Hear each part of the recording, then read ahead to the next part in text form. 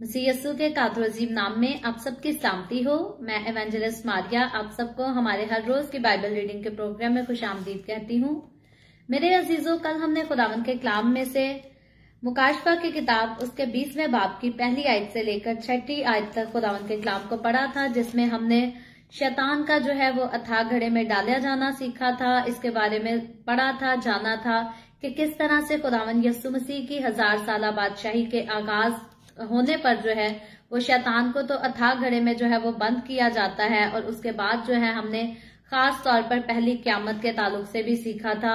और आज हम अपनी डेली बाइबल रीडिंग को आगे बढ़ाते हुए खुदावंद के कलाम में से मुकाशफा की किताब उसके 20वें बाब की 7वीं आयत से लेकर 10वीं आयत तक खुदावंद के कलाम को पढ़ेंगे। आज ये सिर्फ 3 आयत हैं जिनके ऊपर हम बात करेंगे, और इससे पहले मैं इन पर बात करूं, सबसे पहले मैं आपकी शुक्रगुजार हूं। कल उन सारे लोगों की, कुछ लोगों से कल मेरी बात हुई है, कुछ लोगों से परसों मेरी बात हुई थी, और जितने लोगों ने मुझे अभी तक अपने एड्रेसेस भेजे थे, आई होप कि मैं सबसे बात कर चुकी हूं। लेकिन अगर उसके अलावा अभी तक मेरी आपसे बात नहीं हुई या आपने अपना एड्रेस सेंड नहीं किया, जो द वे ऑफ हेवन ने जिस गिफ्ट का आपके घर तक पहुंचाने का वादा किया है आपसे, हम उस गिफ्ट को आप तक पहुंचाना चाहते हैं। तो जैसे ही मैं आज की बाइबल रीडिंग की एपिसोड खत्म करूंगी तो मैं आपसे गुजारिश करती हूँ, व्हाट्सएप का जो हमारा नंबर है आप उस पर मुझे कॉल करके मुझसे बात कर सकते हैं, अपना एड्रेस लिखवा सकते हैं। नंबर एक बार मैं फिर से बोल देती हूँ, +1 204 914 0346। सो आए अभी हम अपनी बाइबल रीडिंग का आगाज करेंगे, और इससे पहले मैं रीडिंग का आगाज करूं एक और गुजारिश आपसे करती हूं कि आप जितने मेरे साथ ऑनलाइन आ चुके हैं इस वीडियो को अपनी वॉल पर और दूसरे ग्रुप्स में शेयर करें, ताकि मजीद लोग हमें खुदावंद का कलाम सुनने के लिए ज्वाइन कर सकें। सो खुदावंद के कलाम में से मुकाशफा की किताब उसका 20वां बाब और उसकी 7वीं आयत से यूं लिखा है, और जब 1000 बरस पूरे हो चुकेंगे तो शैतान कैद से छोड़ दिया जाएगा, और उन कौमों को जो जमीन की चारों तरफ होंगी, यानी जूज और माजूज को गुमराह करके लड़ाई के लिए जमा करने को निकलेगा। उनका शुमार समुन्दर की रेत के बराबर होगा, और वो तमाम जमीन पर फैल जाएंगी, और मुकद्दसों की लश्करगाह और अजीज शहर को चारों तरफ से घेर लेंगी, और आसमान पर से आग नाजिल होकर उन्हें खा जाएगी। और उनका गुमराह करने वाला इब्लीस आग और गंधक की उस झील में डाला जाएगा, जहां वो हैवान और झूठा नबी भी होगा, और वो रात दिन अब्दुल अबाद अजाब में रहेंगे। खुदावंद के पाक कलाम पढ़े और सुने जाने पर खुदावंद की बरकत हो, खुदावंद का शुक्र हो। मेरे अजीजों, खुदावंद के कलाम में से मुकाशफा की किताब उसके 20वें बाब की 7वीं आयत से लेकर 10वीं आयत तक, जो कि सिर्फ 3 आयत हैं, इनमें हमने आज खास जो है वो शैतान की उदालत के बारे में पढ़ा है, शैतान की जो फाइनल शिकस्त है उसके बारे में पढ़ा है। और जैसे मैं पहले कह चुकी रीडिंग को शुरू करने से पहले कि कल जो हमने रीडिंग की थी मुकाशफा की किताब उसके 20वें बाब की पहली आयत से लेकर 6 आयत तक, यानी कि सिर्फ 6 आयत हमने पढ़ी थी, और उसमें हमने खास मंजर शुरू होते हुए देखा था कि किस तरह से शैतान को जो है वो बंद करके खुदा का फरिश्ता अथाह घड़े में डाल देता है 1000 साल के लिए, और साथ ही जो है फिर खुदावंद यस्सु की जो है 1000 साला बादशाही शुरू होती है। उसके बारे में हमने काफी डिटेल से जो है वो ऑलरेडी कल बात की थी, तो मेरा नहीं ख्याल कि उस पर मजीद कोई रोशनी डालने की अब जरूरत रह गई है। तो अगर आप में से कुछ लोग हैं जिन्होंने कल की एपिसोड मिस की है, तो आप उस वीडियो को the way of haven Facebook page से या यूट्यूब चैनल से जाकर देख सकते हैं। और खास तौर पर हमने कल पहली क़यामत और दूसरी क़यामत, इन दोनों क़यामत के ताल्लुक से जो है वो बात की थी, और ये भी सीखा था कि कौन से वो लोग हैं जो पहली क़यामत में शरीक होंगे और कौन से वो लोग हैं जो दूसरी क़यामत में शरीक होंगे। और पहली क़यामत में जो शरीक होंगे वो तो यकीनन खुदावंद यस्सु के साथ 1000 साला बादशाही में जो है मिलकर जश्न मनाएंगे, हुकूमत करेंगे। लेकिन जो दूसरी क़यामत में शरीक होंगे उनके बारे में हमने सीखा था कि खुदा की जो सजा की अदालत होगी उसको वो देखेंगे, और उसके बाद उनकी जो फाइनल डेस्टिनेशन है वहां तक उनको जो है वो पहुंचा दिया जाएगा। तो आज जो हम देखते हैं, कल तो ऑलरेडी हमने देखा कि शैतान जो है वो बांधा जा चुका है और अथाह घड़े में डाला जा चुका है, और शैतान का आज की आयत में जो हम देखते हैं तो शैतान को थोड़ी देर के लिए, थोड़े अरसा के लिए, थोड़े वक्त के लिए कह लेके छोड़ा जाता है आज के हवाले में, और उसके बाद जो शैतान का इंजाम होता है उसके बारे में आज सिर्फ 3 आयत में हमने पढ़ा है। लेकिन इन पर डिस्कशन करें तो काफी हो जाएगी। और इस चैप्टर में 1000 साल बादशाही जो है वो शुरू ही होती है चैप्टर 20 में। और लेकिन इस जो 1000 साल बादशाही है उसके बारे में हमने डिटेल में बात तो जरूर की थी कि कौन से लोग हैं जो उसमें शामिल होंगे और कौन से लोग जो है वो नहीं होंगे। खास बात, कौन से लोग हैं जो मसीह की दुल्हन के रूप में उसमें शामिल होंगे और कौन से लोग हैं जो मेहमान बनकर 1000 साल बादशाही में दाखिल होंगे। और हमने ये भी सीखा था कि सारे जो है वो गैर फानी बदनों में नहीं, बल्कि ऐसे लोग भी होंगे जो फानी बदनों में खुदावन यीशु की 1000 साल बादशाही में शरीक होंगे और जश्न मनाएंगे। लेकिन इसके अलावा बाकी 1000 साल बादशाही में क्या कुछ होगा, कैसे काम होंगे, उन पर मजीद जो है मुकाशफा की किताब में या इस चैप्टर की बात कर ले तो बहुत खुलकर रोशनी नहीं डाली गई। अलबत्ता बादशाही के खात्मे से लेकर जो है उस जमीन के खात्मे तक, यानी कि पहले खुदावंद यीशु मसीह की 1000 साल बादशाही कंप्लीट होती है, उसके बाद इस दुनिया का एंड होता है, इस जमीन का, इस आसमान का खात्मा होता है। यहाँ तक की सारी बातें जो है वो मुकाशफा की किताब उसके चैप्टर 20 में यानी कि 20 बाब में सारी शामिल हैं। इन सब का जिक्र है। कुछ हम पढ़ चुके हैं, कुछ हम आज पढ़ रहे हैं और कुछ मजीद जो हैं हम कल जाकर पढ़ेंगे। और आखिर में बहुत सारी चीजों का जो है वो खात्मा इस चैप्टर में बयान किया गया है। आज तो हम मुखालफे मसीह को खत्म होते हुए देख चुके हैं। आज तो हम शैतान को खत्म होते और मुकम्मल तौर पर तबाह होते हुए देखेंगे। लेकिन कल की जब बात करेंगे तो कल और भी बहुत सारी चीजों का खात्मा जो है हमें पढ़ने को और सुनने को और बल्कि सीखने को भी मिलेगा। तो आज जब हम शायद 7वीं आयत हमने पढ़ी तो मैं इसको एक बार फिर से पढ़ देती हूँ। लिखा है, और जब 1000 बरस पूरे हो चुकेंगे तो शैतान कैद से छोड़ दिया जाएगा। तो इससे पहले जो कुछ यूहन्ना रसूल लिखता है वो पहले शैतान के बांधने के मंजिर को बयान करता है, यानी कि जो हमने कल ऑलरेडी पढ़ लिया था। और फिर उसके बाद अदालत और क्यामत के वाक्य को यूहन्ना रसूल बयान करता है, उसके बारे में भी हम कल पढ़ चुके हैं। और ये सारे मंजर जो है ये 1000 साल बादशाही के शुरू होने से ताल्लुक रखते हैं, जो हम ऑलरेडी कल पढ़ चुके हैं। और 1000 साल तक क्या होता है इसके बारे में मैं पहले कह चुकी कि इसके ऊपर जो है मजीद बहुत ज्यादा जो है खुलकर रोशनी नहीं डाली गई। यूहन्ना रसूल ने खुलकर नहीं बताया कि 1000 साल बादशाही में क्या क्या चीजें जो है बरगजीदा लोग मिलकर करते हैं, बल्कि 7 आयत में यूहन्ना रसूल जो है वो 1000 साल की बादशाही के फौरन ही आखिर में आ जाता है। पहले उसने इसी चैप्टर से 1000 साल बादशाही का आगाज किया है और इसी चैप्टर की 7वीं आयत से जो है वो 1000 साल बादशाही खत्म भी हो जाती है। और उसके बाद जो है शैतान का जिक्र भी आ जाता है कि जो शैतान जो है 1000 साल बादशाही करने के लिए कैद किया गया था, 1000 साल बादशाही होने के बाद जो है अब उसे छोड़ दिया जाता है, जो कि 7वीं आयत में हमने पढ़ा है। और यहाँ शैतान को 1000 साल के बाद आजाद करने की अगर वजह देखें तो ऑलरेडी झूठा नबी और मुखालफे मसीह तो आग में डाले जा चुके हैं। तो शैतान को आजाद करने का अगर हम देखें तो यकीनन खुदा ने किसी मकसद के लिए, किसी वजह के लिए जो है वो शैतान को आजाद किया। तो कैद में रहने के बावजूद जो है शैतान का रवैया क्या रहता है, या कैद से आजाद होने के बाद खुदावन चाहता था कि इस बात को जो है वो मुकम्मल तौर पर साबित करे, प्रूफ हो जाए कि वही शैतान जो असल से जो है वो खुद भी गुमराह हुआ, दूसरों को गुमराह करता आ रहा है। जब उसे कैद में 1000 साल के लिए उसको कैद किया जाता है, सजा दी जाती है, तो उसके बाद भी जो है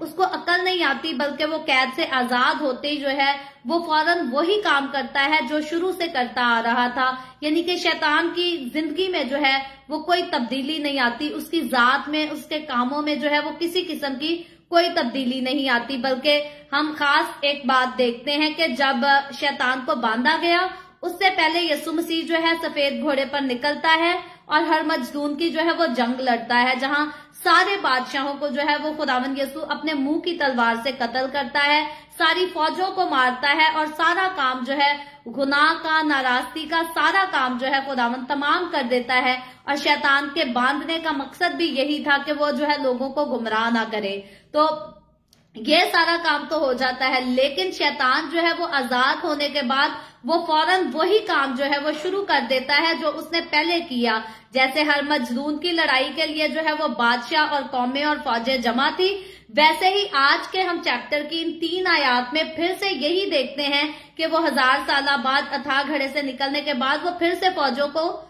तैयार जंग करने के लिए ही करेगा। यानी कि शैतान जो है वो अजल से अबद तक आसमान पर से गिराए जाने से लेकर जहन्नुम की आग में डाले जाने तक उसका एक ही काम हमें नजर आता है, लोगों को गुमराह करना, झूठ बोलना, लड़ाई झगड़े कराना, फसाद कराना, अपनी परस्तिश कराना, अपने आप को खुदा मनवाना।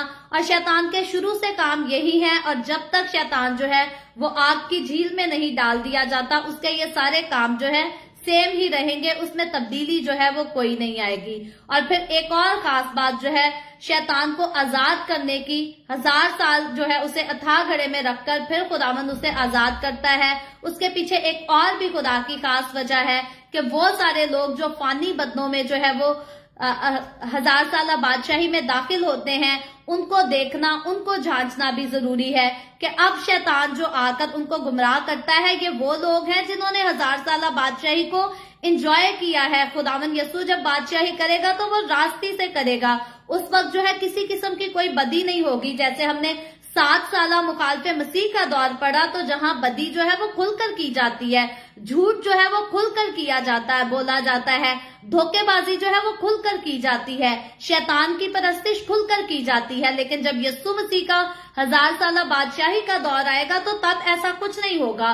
तब यीशु मसीह जो है वो खुद बादशाह होगा, और यीशु मसीह की जात में जो है वो गुनाह शामिल ही नहीं। अगर हम यीशु मसीह की जमीनी जिंदगी के बारे में बात करें, तो जब यीशु मसीह जमीन पर आया था तो वो खुदा का बेटा, लेकिन जिस्म वो इंसान का लेकर आया था, पैदा वो औरत ही से हुआ था। डायरेक्ट आसमान पर से पैदा हुआ यीशु नहीं गिरा था, उसने 9 महीने औरत के पेट में रहकर और फिर इंसान के जिस्म में जो है यीशु मसीह ने जन्म लिया था। इसी बात को यीशु मसीह का जो है वो मुजस्सम होना कहते हैं। और स्पेशली बाइबल मुकद्दस कहती है कि जो कोई भी जो है वो यीशु मसीह के मुजस्सम होने का इनकार करता है, वो यीशु मसीह की मुखालफत करता है, और वो मुखालफे मसीह है। तो यीशु मसीह जो है, हम देखते हैं कि इंसान का जिस्म लेकर इस दुनिया में आया, लेकिन इंसान का जिस्म अपने पास रखने के बावजूद यीशु की जात में जो है वो किसी किस्म का कोई गुनाह शामिल नहीं था। यीशु की जिंदगी में कोई बदकारी की ख्वाहिश शामिल नहीं थी। यीशु के मुंह पर थूका भी गया, उसको कोड़े भी मारे गए, उसको सताया भी गया, उसको तकलीफें भी दी गई, लेकिन इस सारे अरसे में जो है हम यीशु मसीह को हर तरह से पाकीज़ा चाल चलन के साथ देखते हैं। यानी कि यीशु मसीह, इसी लिए बाइबल कहती है कि यीशु मसीह कामिल खुदा भी है और कामिल इंसान भी है, और यकीनन वाहिद यीशु मसीह है। यीशु मसीह के अलावा मुकद्दस लोग बहुत सारे इस दुनिया में आए, बहुत सारे नबी आए, बहुत सारे पैगंबर आए, लेकिन अगर कामलियत की बात करें, अगर पाकीज़गी की बात करें, अगर बेऐबी की बात करें, तो बेऐब जिंदगी इस दुनिया में अगर किसी ने गुजारी है तो यीशु मसीह के अलावा कोई नहीं। अगर आज हम खुदावंद का शुक्र है, हम खुदावंद यीशु का नाम लेकर उसके कलाम को अपने दिल से लगाकर बैठे हैं, आज हम उसके कलाम की मनादी करते हैं, तो इसका ये मतलब हरगिज नहीं कि हमने अपनी जिंदगी में कभी कोई गलती नहीं की या हमारे अंदर किसी किस्म की कोई वीकनेस नहीं है।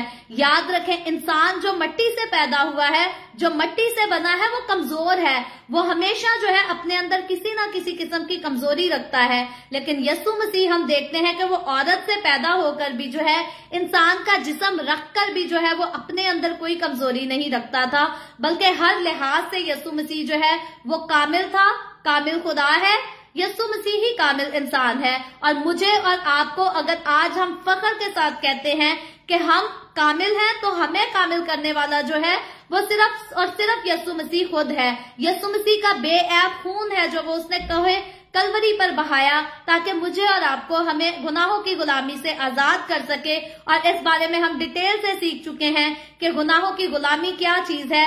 गुनाह की मजदूरी जो है बाइबल मुकद्दस बताती है वो मौत है।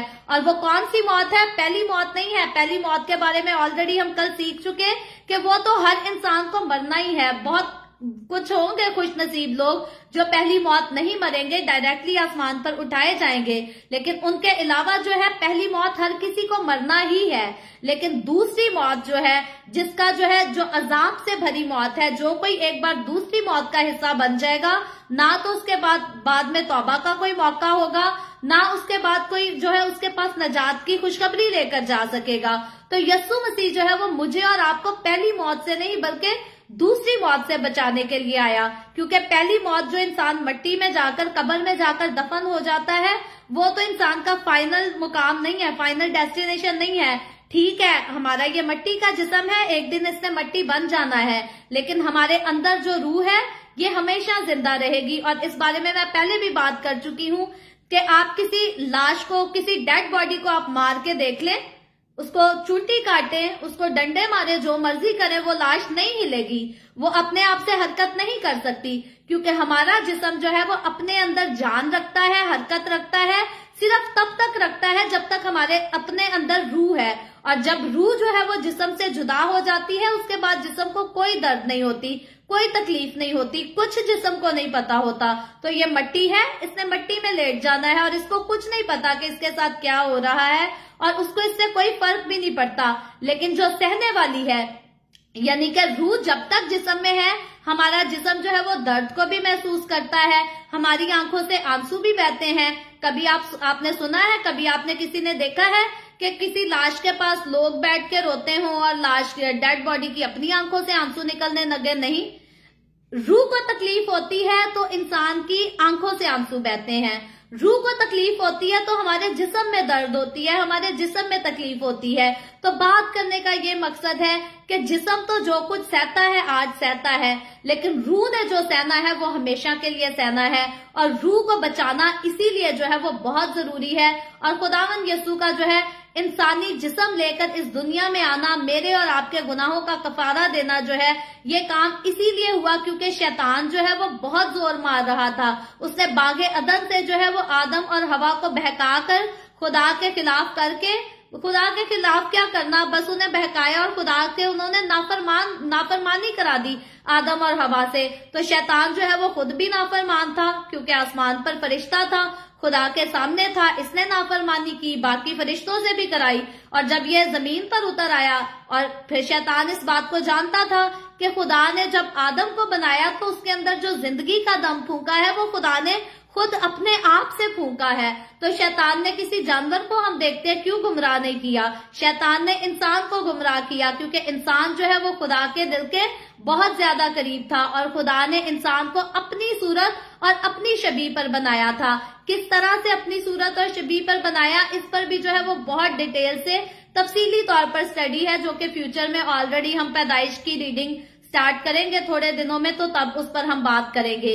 लेकिन कहने की बात यह है कि खुदावंद यीशु ने इंसान को अपनी सूरत, अपनी शबीह पर बनाया था। इसीलिए शैतान जो है नहीं चाहता कि इंसान जो है खुदा से वो वाली रफाकत रख सके जिस रफाकत के लिए खुदा ने इंसान को बनाया था। तो आदम और हवा के दौर से लेकर शैतान जो है वो अब अथाह गड्ढे से बाहर आने के बाद भी जो है वही काम करता नजर आता है कि फौरन जो है वो लोगों को बहकाना शुरू करता है, गुमराह करना शुरू करता, और खुदा के जो है वो खिलाफ उनको लड़ाई के लिए, जंग के लिए तैयार भी करता हुआ नजर आता है। और यीशु मसीह या खुदा की बात कर ले तो वो भी यहाँ जो है उन सारे लोगों को परखना चाहता है कि कौन लोग हैं जो रास्तबाजी के दौर में, इतनी खूबसूरत हुकूमत के दौर में, अच्छी जिंदगियां, आराम, चैन, सुकून की जिंदगियां, ये 1000 साल बादशाही के दौरान जो लोग जिंदा होंगे, जो फानी जिस्मों में होंगे, उनमें ऐसा नहीं होगा आज जैसे रास्ते से गुजरे तो कुत्ता भौंकता है या कुत्ता काट लेता है। उस दौर में जानवर भी नहीं इंसान को काटेगा, कोई दुख, कोई तकलीफ नहीं, ना इंसान को सताएगा और ना कोई जानवर, ना कोई हैवान, ना कोई परिंद, ना कोई चरिंद, कोई किसी को नहीं सताएगा। जब यीशु मसीह की 1000 साल बादशाही का दौर होगा तो हर किस्म का, हर तरह से अमनो अमान, आराम, चैन, सुकून की जिंदगी लोग गुजारेंगे। लेकिन शैतान, हम देखते हैं कि जैसे ही वो आकर गुमराह करेगा तो वो लोग जो अपने पास फानी जिस्म में रखते थे, जो फानी जिस्म रखते हैं, वो फिर से शैतान के गुमराह बहकावे में आकर जो है वो गुमराह हो जाएंगे। कुछ लोग तो हमने देखा कि जलाली बदनों के साथ खुदावंद की बादशाही में दाखिल हुए हैं, और जो जलाली बदनों में इंटर हो गए हैं उनके अंदर अब जिस्म की ख्वाहिशात जो है वो नहीं है, क्योंकि जिस्म की ख्वाहिशात जो है इंसान के अंदर तब तक रहती है जब तक इंसान मट्टी के जिस्म में है। एक बार जब इंसान को जलाली बदन मिल जाएगा तो जलाली बदन को जो है ना जिना की ख्वाहिश है, ना मर्द औरत की ख्वाहिश है, बल्कि खुदावंद यीशु मसीह ने साफ जो है लोगों से कह दिया था कि आसमान पर जो है खुदा की बादशाही में लोग जो है वो फरिश्तों की मानद होंगे। वहां शादी भी नहीं होगी, वहां ब्याह भी नहीं होगा, वहां जिनाकारी भी नहीं होगी, वहां मारपीट भी नहीं होगा।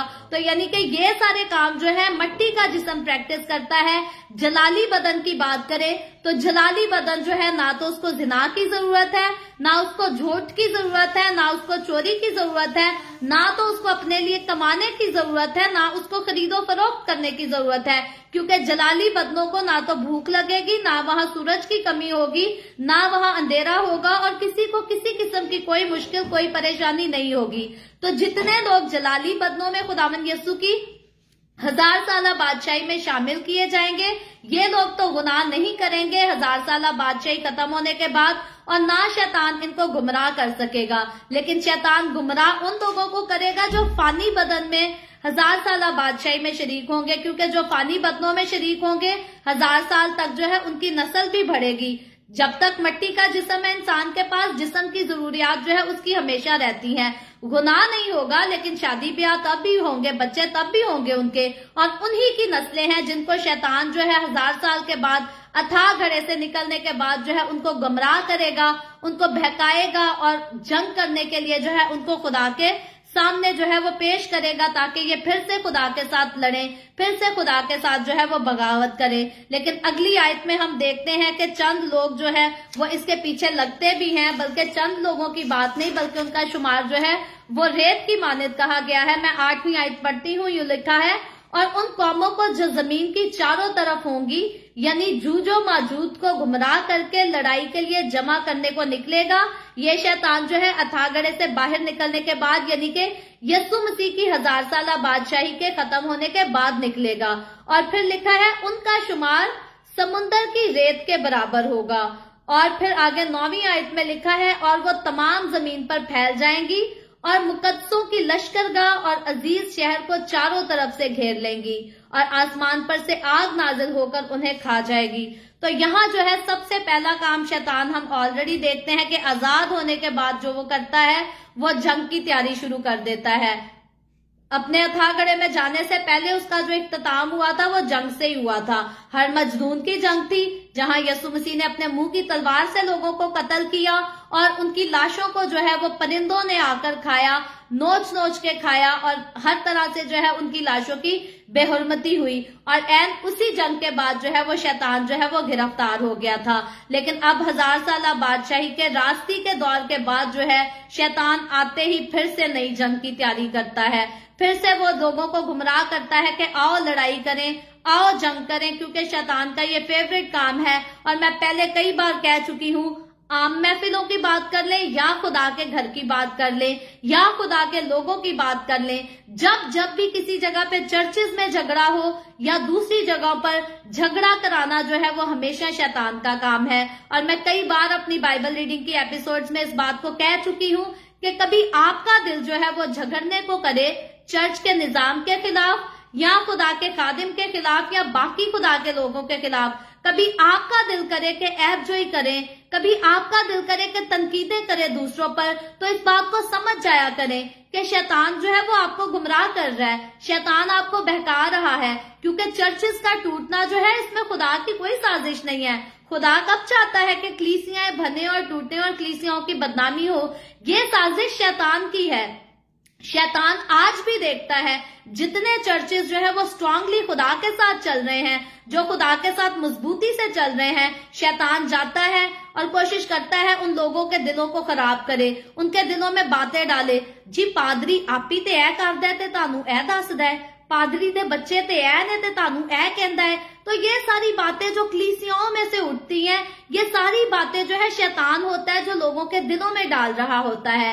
लेकिन लोग दावा तो करते हैं कि हम खुदा के रूह के साथ चलते हैं, हम खुदा के रूह में मगन है, लोग दुआएं गैर जुबानों में दुआएं भी करते हैं। लेकिन जब शैतान उनको गुमराह करता है तो खुद शैतान के गुमराही में आ जाते हैं। और यही वजह होती है कि कभी पास्टर्स के खिलाफ साजिश, कभी पास्टर्स के बच्चों के खिलाफ साजिश, कभी चंदे और दायकी के खिलाफ साजिश। और जब लोग साजिशें करते रहते हैं तो शैतान जो है इस बात से खुश होता रहता है, क्योंकि शैतान ने शुरू दिन से यही चाहा है कि खुदा को जो है वो इंसान की तरफ से कोई खुशी ना मिले। और शैतान काफी हद तक जो है इस बात में कामयाब होता रहा है। आदम और हवा का जिक्र देख लें तो आदम और हवा को बागे अदन में से निकालने के लिए, खुदा से जुदा करने के लिए शैतान जो है वो कामयाब हो गया था।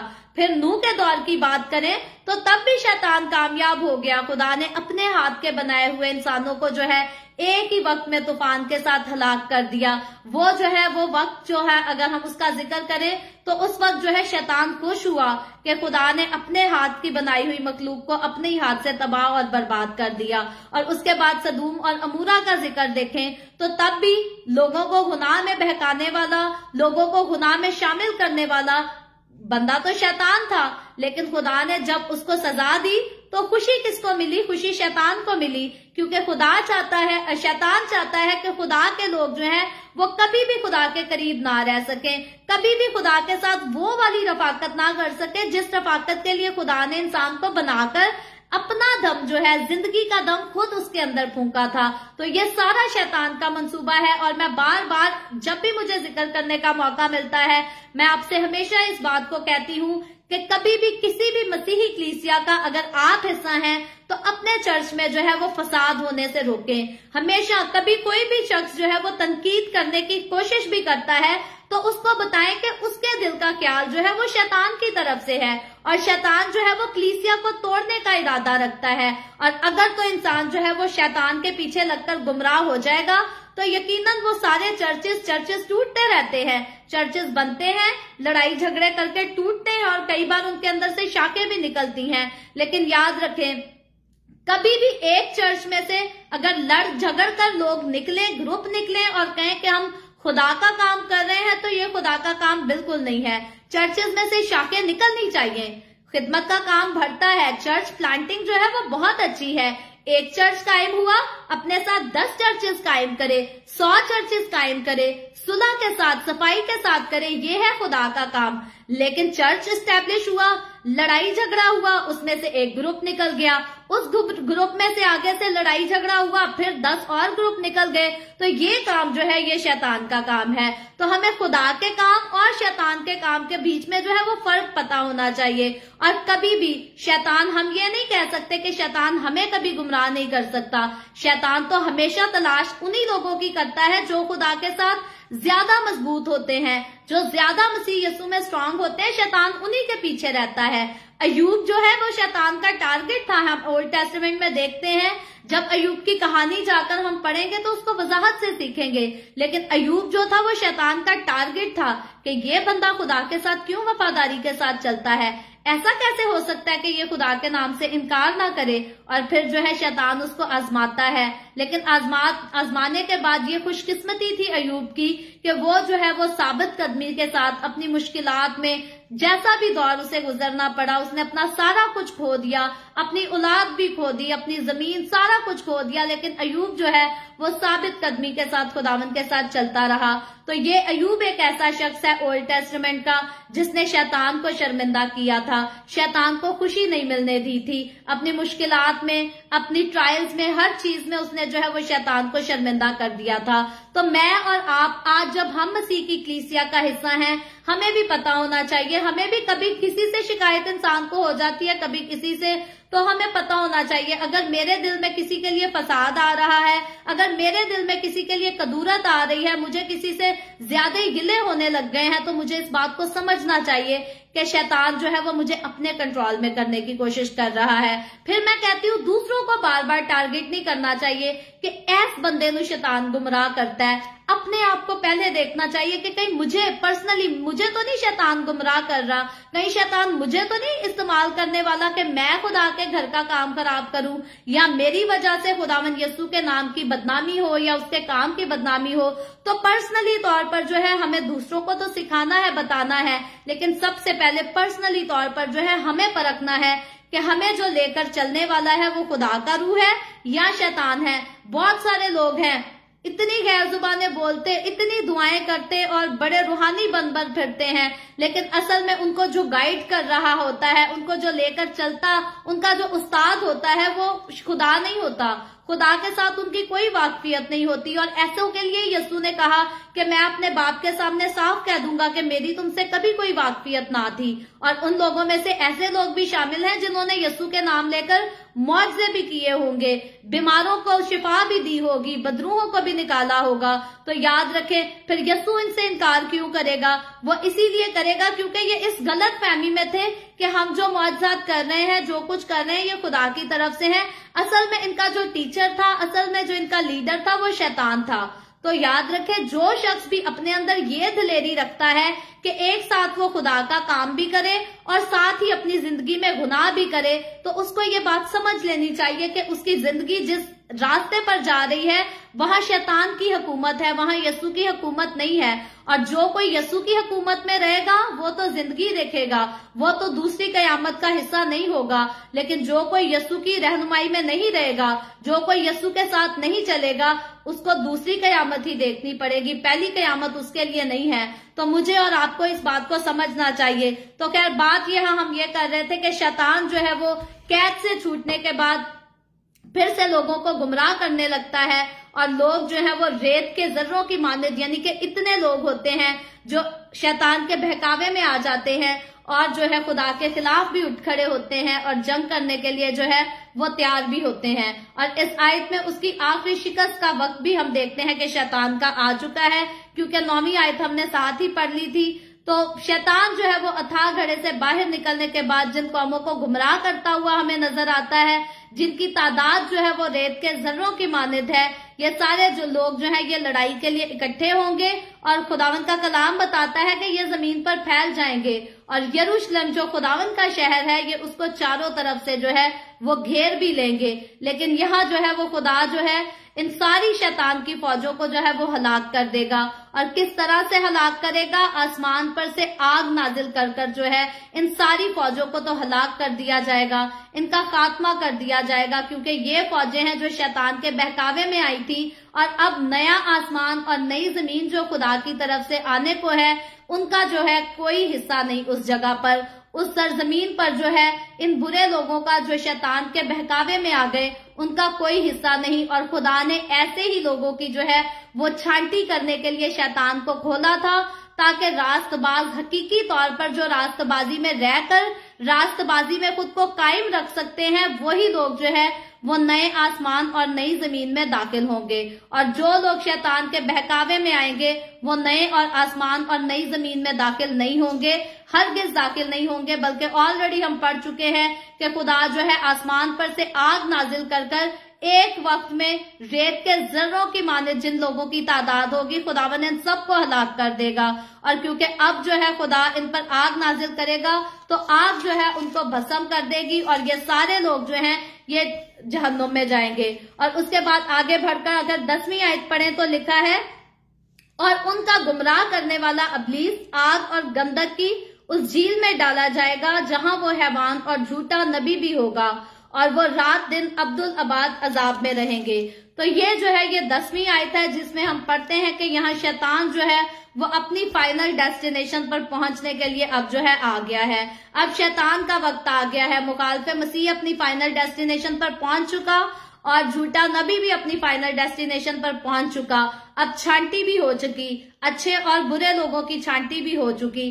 तो अब किसका वक्त आया है अपनी फाइनल डेस्टिनेशन पर पहुंचने का? अब शैतान का वक्त आ गया है। और खुदा के हुजूर पहले तो गुमराह होने वाला जो है वो हम देखते हैं वो भी सजा के लायक है, और फिर जो गुमराह करने वाला है वो भी सजा के लायक है। और पिछली आयत में हम ऑलरेडी पढ़ चुके हैं कि जितने लोग गुमराह हुए थे इसकी बातों में आकर वो पहली आग के साथ जो है वो भस्म कर दिए गए हैं। और अब इस आयत में जब हम देखते हैं तो इनके गुमराह करने वाले की बारी, यानी कि शैतान की बारी आ गई है, ताकि वो उस जगह में डाल दिया जाए जो कि आग और गंधक की झील है। और बाइबल मुकद्दस में जो है कई बार इस बात का जो है वो जिक्र आया है। यीशु मसीह अपनी जमीनी खिदमत में भी इसका जिक्र कर चुका है, और उसके बाद खुदावंद के जो शागिर्द जो तालीम देते थे रसूल, वो भी इस बात का जिक्र कर चुके हैं। और हम पुराने अहदनामा के काफी हवाला जात है जिनको पास में हम जिक्र कर चुके हैं कि जहन्नुम का जिक्र या आग का जिक्र, आग की झील का जिक्र जो है हमें ओल्ड टेस्टामेंट में भी मिलता है, काफी जगहों पर मिलता है। और अब ये टाइम जो है वो शैतान का आ गया है, जो कभी आसमान पर से गिराया गया था, फिजाओं में रहता था, उसके बाद फिजाओं में से गिराकर सिर्फ जमीन पर आ गया और अब जमीन पर से जो है फिर अथाह घड़े में बंद किया गया और अब अथाह घड़े के बाद जो है अब ये अपनी फाइनल डेस्टिनेशन तक पहुंच चुका है, जो कि आग और गंधक से जलने वाली झील है। और ये एक ऐसी जगह है जहां रूहों को जो है वो अजाब पहुंचता है और फिर वो रूहें जो है वो इंसान की हो या शैतान की, कोई भी रूह जो है ऐसी नहीं है जो आग में डाली जाने के बाद अजाब को महसूस ना करेगी या फिर उस अजाब से निकल ना सकेगी। सो जितने लोग आग में डाले जाएंगे, जितनी रूहें आग में डाली जाएंगी, फिर से इस बारे में पहले भी जिक्र कर चुकी कि जिस्म तो जब मिट्टी में दफन हो जाता है उसकी तकलीफ खत्म, लेकिन रूह को जो तकलीफ होगी वो हमेशा के लिए अब्दुल आबाद रहेगी। तो जितनी रूहें जो है खुदा के साथ खुदा की बादशाही में दाखिल होंगी या हम नए यरूशलेम की बात कर ले वहां दाखिल होंगी, वो तो सुकून से रहेंगी, वो तो आराम से रहेंगी। लेकिन जितनी रूहें आग में डाली जाएंगी वो उम्र भर के लिए, हमेशा के लिए जो है वो अजाब में रहेंगी। उनके लिए ऐसा कोई दौर नहीं लिखा गया कि 1000 साल के बाद उनको निकाल लिया जाएगा या 10,000 साल के बाद, नहीं, उनको कभी भी उस आग में से नहीं निकाला जाएगा।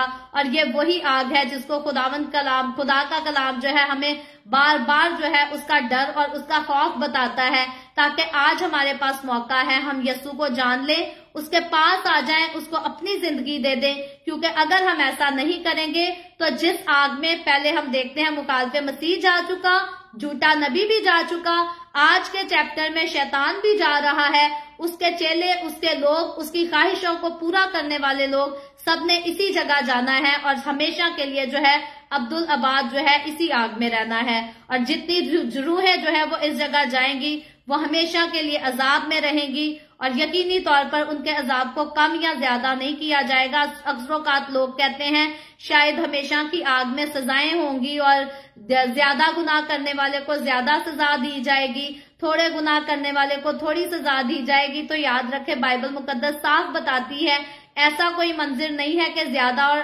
कम, वहां आग एक ही जैसी जलती रहेगी और अजाब जो है वो एक ही जैसा होगा और रूहें जो तड़पेंगी वो हमेशा के लिए तड़पेंगी, उनका जो है उसके बाद इख्तिताम कोई नहीं है, उसका कोई आखिर नहीं है। और क्योंकि शरीरों की जो है अगर बात हम करें तो उनकी रूहें जो है वो उसी मौत या जब वो मरते हैं, हम ऑलरेडी इस बारे में पहले भी सीख चुके हैं, डिटेल से कई बार सीख चुके हैं कि जितने लोग खुदावंद यीशु में नहीं सोते उन सब की रूहें जो है वो आलमे अरवाह में उतर जाती हैं और जितने लोग खुदावंद यीशु में सोते हैं उनकी रूहें जो है वो आलमे बाला पर पहुंच जाती हैं। तो अदालत तक जितनी रूहें जो है वो आलमे अरवाह में उतरेंगी वो वहीं पर रहेंगी, उससे पहले जो है वो निकाली नहीं जाएंगी। और आलमे अरवाह और अथाह घड़े की अगर बात करें तो अक्सरोकात लोग पूछते हैं कि ये जगह कहाँ है, ये जगह है जो जमीन के नीचे है, ये इसका शॉर्ट जवाब है। और डिटेल में जो है हम जरूर फ्यूचर में चलकर इन पर बात करेंगे और डिटेल में इस बात को सीखेंगे कि ये जमीन के नीचे किस तरह से हैं और कहाँ हैं। लेकिन फिलहाल जो है मैं इतना आपको जरूर बता सकती हूँ कि आलमे अरवाह और अथाह घड़ा की जो जगह है, ये दोनों जगहें जो है ये जमीन के नीचे हैं। लेकिन आग और गंधक की झील कहाँ है, इस बारे में जो है वो बाइबल मुकद्दस इस बात पर रोशनी नहीं डालती। बहुत सारी बातें हैं जो मुकाशफा की किताब में भी हमने सीखी कि हर बात पर, हर चीज पर जो है बाइबल मुकद्दस में रोशनी नहीं डाली गई। उतनी ही बातों के भेद खोले गए हैं जितनी खुदा चाहता था कि मैं और आप जिनसे हम वाकिफ हों, और जिन बातों के भेद खुदा नहीं बताना चाहता उनको वो नहीं खोल सकता। और याद रखें, जिसको खुदा नहीं खोलता उसको इंसान कभी नहीं खोल सकता। यहाँ तक कि साइंस अपनी पूरी जान लगा दे, अपनी पूरी जिंदगी लगा दे, जिस चीज को, जिस भेद को खुदा ने नहीं खोलना, साइंस भी वहां तक जो है वो नहीं पहुंच सकती। मैं और आप, हम भी वहां तक नहीं पहुंच सकते। सो हमेशा की आग और गंधक से जलने वाली झील कहाँ है, फिर कह देती हूँ, इस बारे में बाइबल मुकद्दस में जो है वो रोशनी नहीं डाली गई। हाँ, इंसान अपनी तरफ से जितनी मर्जी तफसीरें करे वो इंसान की अपनी तरफ से हैं, लेकिन खुदा की तरफ से उस जगह की जो है वो और कोई बात नहीं बताई गई। लेकिन बाइबल मुकद्दस में एक बात जो है वो बहुत जरूर बताई गई है कि आखिर में ये जो मौत है और आलमे अरवाह है ये भी आग की झील में डाले जाएंगे। तो यकीनन इस बात से हमें ये बात जरूर समझ आती है कि जो आग की झील है वो आलमे अरवाह नहीं, बल्कि आलमे अरवाह एक डिफरेंट जगह है और आग की झील जो है वो एक डिफरेंट जगह है। और अथाह घड़े के बारे में हम ऑलरेडी सीख चुके हैं। आलमे अरवा के अंदर जो है वो गुनाहगारों की रूहें रहती हैं और अथाह घड़े के अंदर जो है वो बदरूहें कैद की जाती हैं। तो यहाँ जो है आलमे अरवा और अथाह घड़े का फर्क है। और जब झील की बात करें, आग की झील की बात करें, तो आलमे अरवा और मौत जो है वो भी आखिर में आग की झील में डाले जा रहे हैं। यानी कि एक बार मौत और आलमे अरवा जब आग और गंधक की झील में डाल दिए जाएंगे तो उसके बाद जो लोग होंगे उनको कभी मौत नहीं आएगी। और उसके बाद जितने लोग होंगे वो सब जलाली बदन में होंगे, मट्टी के जिस्म में नहीं होंगे। और उन जलाली बदन में रहने वाले लोग ना तो वो गुनाह करेंगे, ना तो वो किसी के बहकावे में आएंगे, बल्कि वो खुदावंद के साथ हमेशा खुश रहेंगे, आराम से रहेंगे, सुकून से रहेंगे। और उनके अंदर जो है किसी किस्म की जिस्म की ख्वाहिश नहीं होगी, क्योंकि मिट्टी का जिस्म जो है वो ऑलरेडी उनके पास से ले लिया गया होगा और वो सब जलाली बदनों में होंगे। और मौत जो है वो ऑलरेडी आग की झील में डाल दी जाएगी। और यही इस बात को साबित करती है कि उसके बाद जो है किसी को मौत नहीं आएगी, बल्कि सारे जिस एटर्नल लाइफ का यीशु मसीह ने वादा किया है, सारे उस एटर्नल लाइफ को जो है उसी समय हासिल कर लेंगे जब मौत को जो है वो आग की झील में डाल दिया जाएगा। और जितने लोगों के हम देखते हैं कि नाम किताबे हयात में लिखे नहीं मिले, बाइबल मुकद्दस बताती है कि वो सब जो है वो आग की झील में डाले गए। और जिंदगी की किताब में सिर्फ उन्हीं लोगों के नाम होंगे जो जिंदगी के मालिक की पैरवी करते हैं, जो जिंदगी के मालिक पर यकीन रखते हैं। और जिंदगी का मालिक कौन है? और तो बहुत सारे नबी आए, बहुत सारे पैगंबर आए, बहुत सारे रसूल आए, बड़ों ने दावा किया कि हमारी सुनो, हम खुदा के लोग हैं। लेकिन जिंदगी का दावा जो है वो सिर्फ जिंदगी के मालिक मेरे और आपके हमारे खुदावंद यीशु मसीह ने किया, क्योंकि यीशु मसीह ने कहा राह और हक और जिंदगी मैं हूँ। यीशु ने कहा जिंदगी की रोटी भी मैं हूँ। यीशु ने कहा जिंदगी का पानी भी मैं हूँ। तो सारा कुछ जो है वो यीशु है। यीशु मसीह ही हकीकी तौर पर जिंदगी है। और जितने लोग जो है वो जिंदगी के खुदा को कबूल कर लेते हैं, जितने लोग यीशु मसीह को कबूल कर लेते हैं, बाइबल मुकद्दस बताती है कि उनके नाम जो है वो जिंदगी की किताब में लिख दिए जाते हैं। लेकिन जितने लोगों के जिंदगी की किताब में नाम नहीं लिखे जाएंगे, उन सबको जो है वो दूसरी मौत मरना पड़ेगा। पहली मौत तो ऑलरेडी मर चुके हैं, लेकिन दूसरी मौत जो वो मरेंगे वो हमेशा की मौत होगी, जिसमें हम देखते हैं कि उनकी रूहें जो है वो अब्दुल आबाद हमेशा के लिए जो है वो अजाब में रहेंगी। तो इसलिए मेरे अजीजों, ये सब कुछ तो होगा।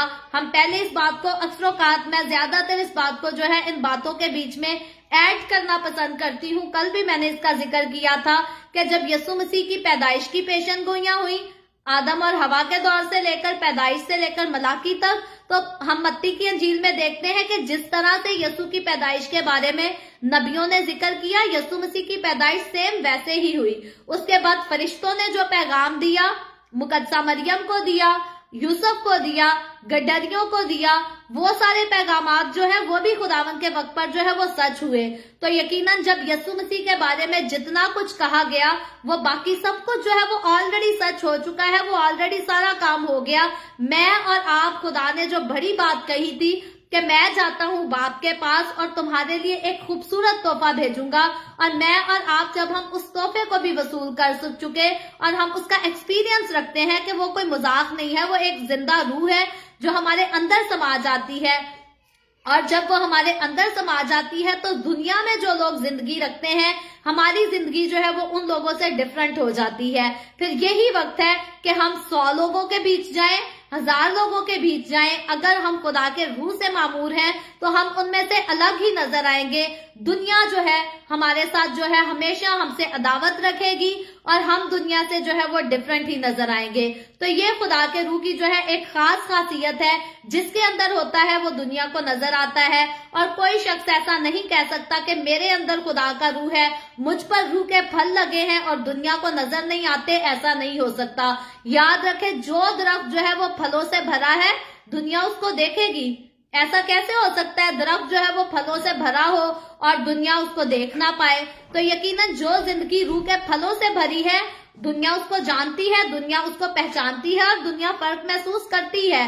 और यही वजह है कि दुनिया उससे अदावत भी रखती है। लेकिन अदावत रखने वालों के साथ साथ एक खास बात यह भी है कि बहुत सारे लोग जो है वो उस फल को देखकर अट्रैक्ट भी होते हैं। उनका भी दिल करता है, यार ये बंदा इतने सुकून में, इतने आराम में, इतनी खुशी के साथ रहता है, एक जिंदा कुदरत को एक्सपीरियंस करता है। तो कईयों का दिल देखकर करता है।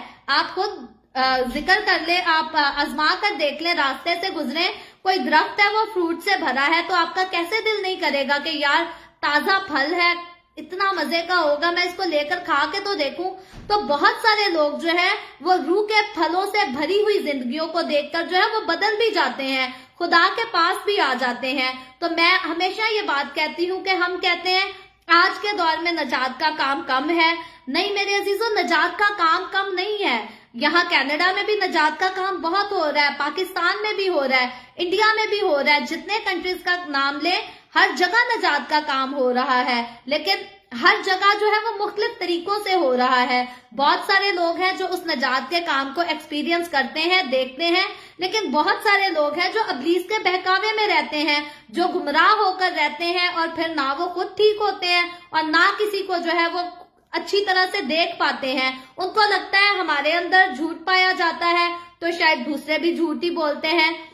यहाँ तक के बहुत सारे लोग हैं जो खुद उनकी आदत होती है झूठ के बगैर रहते नहीं, और फिर वो हर किसी को यही समझते हैं कि जी ये हमारे साथ झूठ बोल रहा है। तो इंसान की जो है यहाँ पर अपनी कमजोरी होती है, अपनी वीकनेस होती है कि इंसान खुद कमजोर होता है, खुद खुदा के रूह के साथ उसका कोई ताल्लुक नहीं, और दूसरों पर इंसान तनकीदें करता फिरता और कहता है सारे पादरी इक्को जे, सारे क्रिश्चियन लोग इक्को जे, सारे दुआवा करन वाले इक्को जे। तो याद रखें, ना तो सारे खादिम एक जैसे हैं, ना सारे दुआएं करने वाले एक जैसे, और ना सारी कलीसियाएं।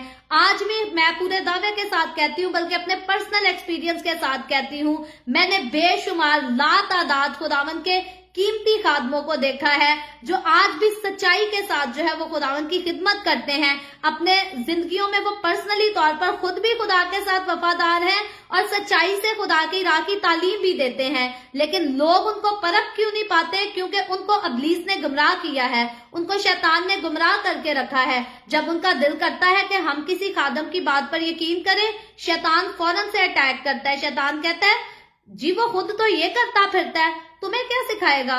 तो लोग जो है वो तौबा करते करते जो है वो तौबा नहीं करते।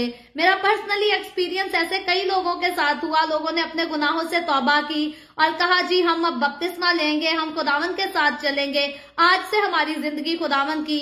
उसके बाद जाके उन्होंने अपने रिश्तेदारों से जिक्र किया, रिश्तेदारों ने कहा लो जी आज जी यसू पहला भी लोग एंजी करते ने, बपतिस्मा लेंदे ने, यसू नाल चलते ने, थोड़े दिनों बाद उन्हों की जिंदगी फिर वही हुंदी है। तो फिर इस तरह से जो है वो गुमराह हो जाते हैं और कहते हैं नहीं जी बाकी सारे भी ऐसे हैं, हम भी ऐसे ही होंगे, हमें खुदा के साथ चलने से क्या फायदा।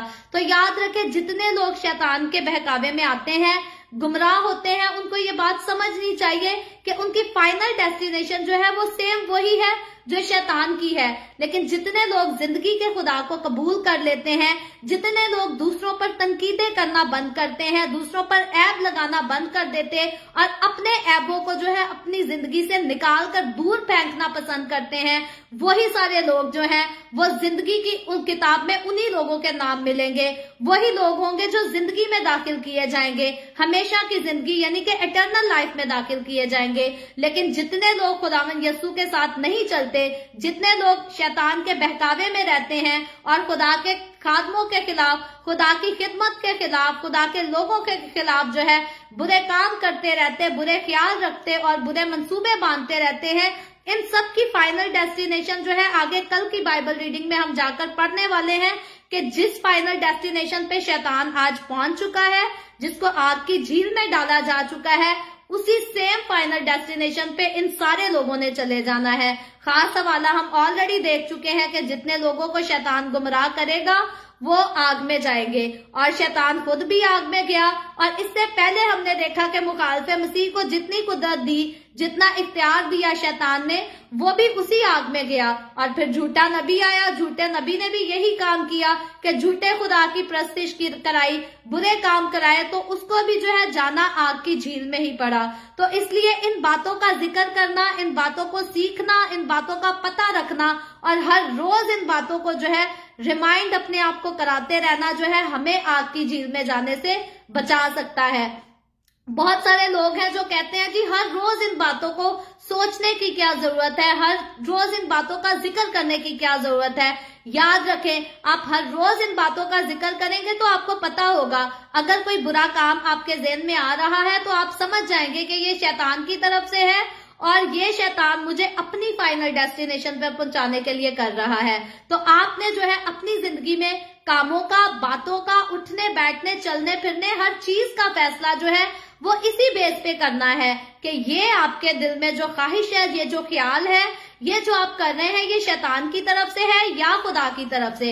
अगर तो खुदा की तरफ से है तो आपकी फाइनल डेस्टिनेशन जो है वो न्यू यरूशलेम है, नया यरूशलेम है। लेकिन अगर शैतान की तरफ से है तो आपकी फाइनल डेस्टिनेशन जो है वो आग की झील है, जहां मुखालिफे मसीह भी जाएगा, झूठा नबी भी जाएगा और शैतान खुद भी जाएगा।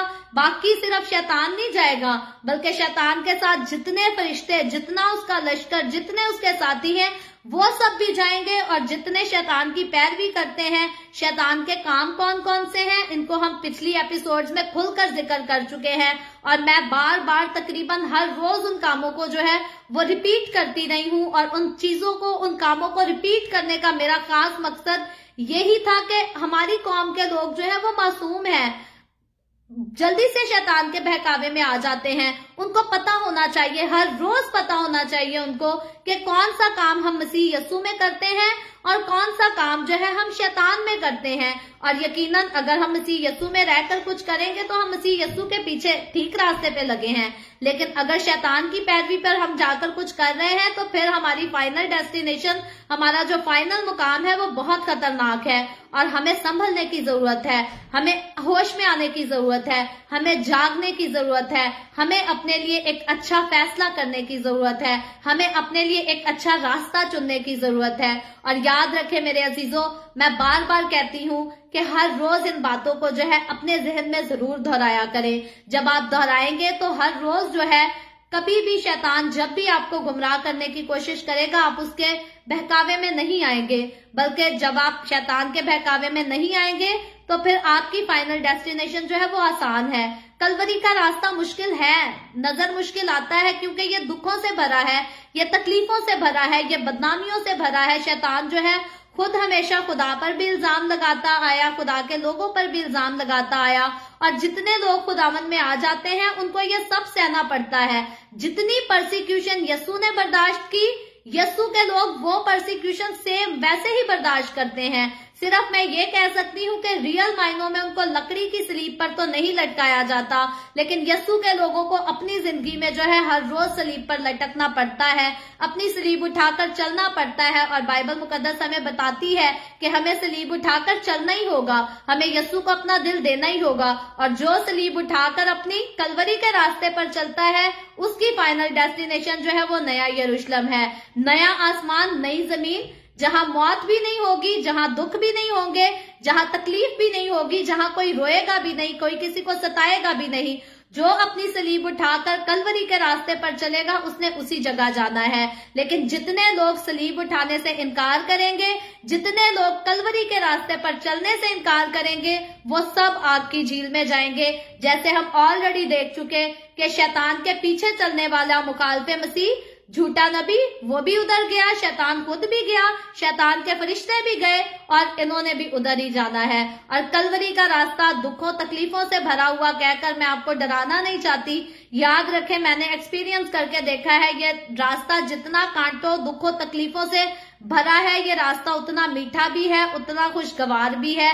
हमें दुख तो मिलते हैं, हमें तकलीफें तो मिलती हैं, लेकिन हमारे दिल को जो इंटरटेन करता है वो खुदा का रूह है। और खुदा का रूह जो हमें खुशी देता है वो अब्दी खुशी, अब्दी इत्मीनान होता है। दुनिया वक्ती तौर में हमारी आंखों से आंसू जरूर बहा सकती है, जरूर दुनिया हमें ऐसी बातें कह सकती है जिनसे हमें तकलीफ हो, हम रोएं, चिल्लाएं, हमारा दिल भी करे कि हम कुछ गलत कर लें। लेकिन ये सब जो है, ये सारे वक्ती तौर के काम होते हैं। जितना दुनिया हमें गिराती है, जितना दुनिया हमें अपने पैरों तले रौंदती है, याद रखें खुदा की नजर में, खुदा की हजूरी में उतना हमारा आला रुतबा और आला मुकाम होता है। और जब इंसान अपना आला रुतबा, आला मुकाम जो खुदा की तरफ से उसके लिए रखा गया है, जब इंसान उसको जान लेता है, उसको देख लेता, उसको पहचान लेता है, तो फिर जो है इंसान कभी भी जो है वो शैतान के गुमराही में नहीं आता, उसके बहकावे में नहीं आता।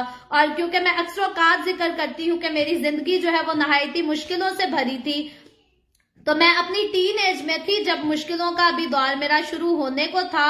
या शायद हो गया था। मैं टीन एज में थी, बहुत क्लियरली मुझे एग्जैक्टली याद नहीं कि वो कौन सा वक्त और कौन सा समा था, लेकिन मुझे अभी तक याद है कि मैं दुआ में झुकी थी। तो मैं क्या देखती हूँ, मैं सो नहीं थी रही, मैं जाग रही थी, दुआ में थी। तो मैं क्या देखती हूँ कि एक बहुत लंबा सारा ब्रिज है और उसके नीचे गहराई है, और मैं उस ब्रिज को जो है बहुत आगे तक जो है वो पार कर गई हूँ, और आखिर तक जो है मेरा अब आकर जब मैं अपनी मंजिल के करीब आ गई हूँ तो मेरा दिल करता है कि मैं पीछे पलट कर देखूं। तो मैं जब पीछे पलटने की कोशिश करती हूँ तो मुझे आवाज आती है कि पीछे नहीं जाना, अगर पीछे देखा तो खाई में गिर जाओगी, वापस नहीं आ सकोगी, बच नहीं सकोगी, आगे की मंजिल देखो कि कितनी खूबसूरत है। तो ये जो है मेरी मुसीबतों के शुरू में, मेरी तकलीफों के शुरू में खुदावंद ने मुझे दिखा दिया, और खुदावंद का शुक्र है उसके बाद मेरे तकरीबन 15-16 साल गुजर चुके हैं कि मैंने इतनी मुसीबतों को देखा, इतनी तकलीफों को देखा, और जब कभी भी मेरा जो है मुझे लगा कि मैं हार गई हूँ, अब आगे कुछ नहीं है, तो मुझे हमेशा वो आवाज याद आती है कि अगर पीछे देखा या नीचे देखा तो नीचे गिर जाओगी और फिर उठ नहीं सकोगी, मंजिल करीब है। तो मैंने अपनी नजर जो है अपनी मंजिल की तरफ रखी है, और मैं ईमान से उस मंजिल को जानती हूँ, पहचानती हूँ कि मेरी वो मंजिल जो है वो खुदावंद यीशु मसीह है, वो नया आसमान, नई जमीन, नया यरूशलेम है जो खुदावंद ने जो है वो मुझे फ्यूचर में देना है, और सिर्फ मुझे नहीं बल्कि खुदावंद ने अपने सारे मुकद्दस लोगों से उसे देने का वादा किया है। तो कहने की बात, कहने का मकसद ये है कि हम कैसे भी दौर से गुजरे, कैसे भी हालात से गुजरे, हमारी नजर जो है, हमारा ध्यान जो है वो फाइनल, हमारी फाइनल डेस्टिनेशन पर होना चाहिए। हमें ये नहीं सोचना चाहिए कि आज हमारे रिश्तेदारों में पार्टी थी, हमने उनके साथ मिलकर शराब नहीं पी तो रिश्तेदार नाराज हो गए। नाराज होते हैं तो हो, रिश्तेदारों ने अगर आग में जाना है तो जरूरी हमने भी उनको मनाने के लिए आग में ही जाना है? नहीं, अगर हम जन्नत के वारिस हैं तो हमने कोशिश करनी है कि उनको भी आग में से निकालकर जन्नत के वारिस बनाए। तो जब आपके अपने अजीज, यहाँ तक कि आपके क्लोज रिलेशन जो हैं, अगर वो बुरे काम की आपको दावत दें तो आप उनको जरूर बताएं कि मैं इन बुरे कामों से जो है वो तौबा कर चुका हूँ, मैं यहाँ नहीं आता, बल्कि मैं आपको भी इनकरेज करता हूँ कि खुदावंद यीशु के पास आ जाओ, और खुदावंद यीशु के पास जिंदगी है, इन कामों के पीछे जो है वो मौत है। और यकीनन जो बुरे काम करते हैं, मैं शराब नोशी को सिर्फ टारगेट नहीं करती, गाली गलौज करना, झूठ बोलना, बुरे काम करना, अदावत रखना, झगड़े करना, ये सारे काम जो है ये शैतान की तरफ से, और ये सारे आग की तरफ हैं। ये सारे, इन सब की डेस्टिनेशन जो है वो आग की तरफ है, ये जन्नत की तरफ नहीं लेकर जाते, ये नए आसमान और नई जमीन की तरफ नहीं लेकर जाते। सो हमें अपने आप को भी बचाना है, दूसरों को भी बचाना है। कल मुझे बड़ी खुशी हुई, कल मैंने एक बहन को जब कॉल की उनका एड्रेस कंफर्म करने के लिए, तो उस बहन ने मुझे खुशी के साथ कहा, उसने कहा कि सिस्टर, जब आपने जिक्र किया था कि आप अपने पास एक नोटबुक रख लिया करें, पेन ले लिया करें और पॉइंट्स को जो है वो नोट किया करें, तो उसने मुझे कहा कि सिस्टर, अब जब आप हर रोज कलाम सुनाती हैं तो मैं सारे पॉइंट्स जो हैं मैं अपने पास लिखती हूँ, नोट करती हूँ। और साथ ही उसने एक और बात मुझे कही, उसने कहा एक और बहन है मेरे पास आती है, तो मैं उसको भी कह रही थी कि मैं जितनी बातें मैंने सिस्टर से सीखी है मैं तुझे भी सिखा सकती हूँ। तो मुझे इस बात पर खुशी हुई कि मुझे उम्मीद तो है कि आप सारे ही ये बातें सुनकर इस काबिल हैं कि अब आप दूसरों को इस बारे में बता सकें। तो एक बहन ने मुझसे इजहार किया और मुझे खुशी हुई कि मेरा बोया हुआ बीज जो है आगे अब फल लाने को तैयार है, और आगे वो नए बीज बोने के लिए भी तैयार है। और यकीनन खुदा के कलाम, खुदा के नाम की गवाही देना जो है वो सिर्फ मुझ पर फर्ज नहीं है, खुदा के खादमों, पास्टर्स पर सिर्फ फर्ज नहीं है, आप जितने खुदा के कलाम को हर रोज सुनते हैं आप सब पर फर्ज है। आपने इस कलाम को सुनना भी है और आगे सुनाना भी है। खुदावन के कलाम का जो काम है इसको रुकना नहीं चाहिए। नजात का काम, नजात का बीज बोना, इस काम को जो है वो रुकना नहीं चाहिए। खुदावन का शुक्र करती हूँ द वे ऑफ हेवन के खूबसूरत प्लेटफॉर्म के लिए। ये प्लेटफॉर्म जो है ये मुझे किसी इंसान ने नहीं दिया, ये बल्कि खुदा ने खुद मुझे प्लेटफॉर्म दिया। और ये तब भी मैं मुश्किल तरीन दौर से गुजर रही थी जब खुदावन ने ये खूबसूरत प्लेटफॉर्म मुझे दिया, ये सारी रोया, ये सारी खिदमत दी। और खुदावन का शुक्र करती हूँ कि खुदावन ने मुझे अच्छा मौका दिया कि मैं खुदावन यीशु के नाम की गवाही दे सकूं आप सबके सामने। लेकिन ये गवाही जो है ये फायदा तब लाती है कि जितने लोग इस गवाही को सुने वो आगे इस गवाही को जो है वो शेयर करें। तो कभी भी जो है आप एक पास्टर से तालीम पाते हैं उस तालीम को आपके तक नहीं रहना चाहिए, बल्कि जितना आप खुदा के कलाम की बातों को खादमों से सीखते हैं आपने जहां बैठना है उन बातों को शेयर करना है, लोगों को बताना है हमेशा की जिंदगी कहाँ है और हमेशा की मौत कहाँ है। सो इन दोनों चीजों के फर्क हम ऑलरेडी डिटेल से पढ़ चुके हैं और कल की जो हमारी बाइबल रीडिंग होगी उसमें हम आखिरी अदालत के ताल्लुक से देखेंगे और आखिरी अदालत के बाद जो है परसों की हमारी रीडिंग उसमें हम नए आसमान और नई जमीन में इंटर हो जाएंगे, उन सारे वाकयात को पढ़ेंगे। और मैं उम्मीद करती हूँ कि आपने इन सारी बातों से बहुत कुछ सीखा होगा, बहुत कुछ आपको याद भी रहा होगा, और अगर कुछ नहीं याद रहा तो खुदावंद के कलाम को बार बार पढ़ें ताकि आपको ये बातें जो है वो रिवाइज होती जाएं, क्योंकि इन बातों को सीखने का मकसद ये है कि आपने सिर्फ अपनी रूह को नए आसमान और नई जमीन के लिए तैयार नहीं करना, बल्कि आपने दूसरी रूहों को भी तैयार करना है। आपके ऊपर आपकी रूह की भी जिम्मेदारी है, दूसरी रूहों की भी जिम्मेदारी है। सो खुदावंद अपने आज के कलाम के वसीला से मुझे और आपको हम सबको बहुत बरकत दे। अभी हम दुआ करेंगे और इससे पहले मैं दुआ करूं आप सबसे गुजारिश करूंगी आप के पास अगर कोई भी प्रेयर रिक्वेस्ट है तो आप नीचे कमेंट में लिख सकते हैं। आए हम सब अपने सरों को खुदावंद की हुजूरी में झुकाएंगे और दुआ करेंगे। Hallelujah hallelujah. प्यार से भरे जिंदा आसमानी बाप, लश्करों के रब यहोवा यरी, मैं तेरे प्यारे बेटे अपने खुदावंद यीशु मसीह नासरी के नाम में तेरे कदमों में आती हूँ। तेरी शुक्रगुजारी करती हूँ इस वक्त के लिए जो खुदावंद तूने मुझे बख्शा ताकि मैं तेरे पाक कलाम को पढ़कर इससे बरकत पा सकूं और दूसरे लोगों के साथ शेयर कर सकूं। खुदावंद जितने लोग मेरे साथ ऑनलाइन आए हैं तेरे पाक कलाम की खूबसूरत बातों को सुनने के लिए, इन तमाम लोगों पर अपना हाथ बढ़ा, इनको बरकत दे, इनके घरानों को बरकत दे। खुदावंद तेरे लोगों के रोटी पानी में, कारोबार में, हर चीज में तेरी बरकत हो, इनके घरानों पर तेरी बरकत हो। तमाम तरह के दुखों, तकलीफों, परेशानियों से, लड़ाई झगड़ों से, रिश्तों में खुदावंद जो नाकामियां आती हैं तो अपने लोगों को इन सारी बुराइयों से, सारे इन दुखों से बाप आसमानी बचाकर अपनी पनाह में रख। इसी तरह खुदावंद जितने लोगों ने इस वीडियो के नीचे कमेंट्स में अपनी अपनी दरखास्तें लिखी हैं, मैं तेरे लोगों के सारी दरखास्तों को तेरे आगे पेश करती हूँ। खुदावंद तुझसे मिन्नत करती हूँ, दरखास्त करती हूँ, अपने लोगों की दरखास्तों को कबूल कर, उनके मुस्बत जवाब दे और तमाम तरह के दुखों, तकलीफों, परेशानियों से अपने लोगों को आजाद कर, तमाम तरह की बीमारियों से छुड़ा।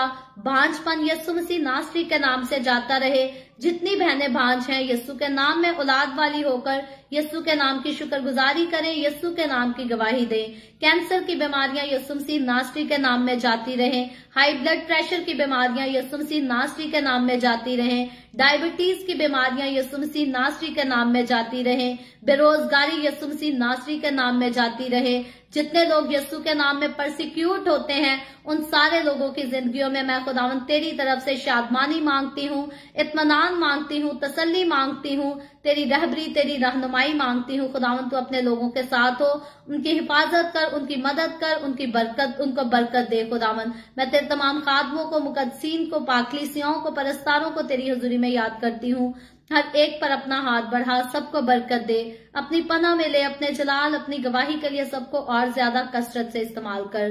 खुदावंद तू मुझ पर अपना हाथ बढ़ा, the way of haven Facebook page पर अपना हाथ बढ़ा, अपनी हुजूरी में अपने जलाल के लिए और रूहों के निजात के लिए खुदावंद तू बहुत ज्यादा कसरत से इस्तेमाल कर। बनी इसराइल पर तेरी बरकत, तेरी सलामती हो और हम सब पर भी तेरी बरकत और सलामती हमेशा होती रहे। मसीह यीशु के नाम में ये दुआ मांगती हूँ, आमीन। खुदावंद की सिखाई हुई दुआ में शरीक होंगे। आए हमारे बाप तू जो आसमान पर है, तेरा नाम पाक माना जाए, तेरी बादशाहत आए, तेरी मर्जी जैसे आसमान पर पूरी होती है जमीन पर भी हो। हमारी रोज की रोटी आज हमें दे, जिस तरह हम अपने कर्जदारों को माफ करते हैं तू भी हमारे कर्ज हमें माफ कर। हमें आजमाइश में ना पड़ने दे बल्कि बुराई से बचा, क्योंकि बादशाहत, कुदरत और जलाल हमेशा तेरे ही हैं, आमीन आमीन। खुदावंद आप सबको बहुत बरकत दे। मेरे साथ हर रोज ऑनलाइन आकर खुदावंद के कलाम को सुनने के लिए आप सबका बहुत ज्यादा शुक्रिया। इस काम को जगह जगह शेयर करते रहें ताकि हम सबके वसीला से अंजील की मनादी कसरत से हो सके।